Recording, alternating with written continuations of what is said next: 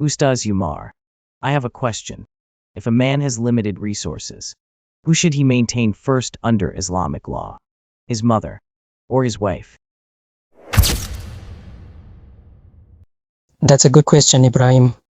And to answer directly, your wife is entitled to maintenance in marriage first, before your mother.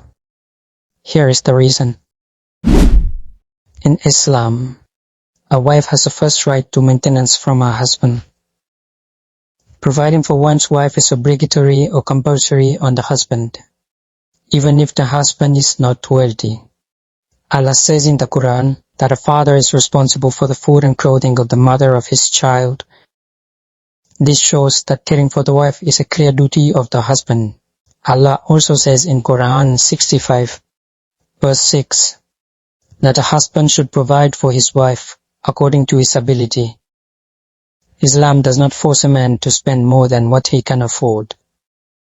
A poor man should spend according to his means, and a rich man should also spend according to his wealth. This means a husband cannot be forced to provide what he does not have. As for the mother, her maintenance is originally the responsibility of her husband, but if the son has enough resources, he should take care of both his wife and his mother. However, when there is limited money, Islam gives priority in this order: wife and children first, before his parents.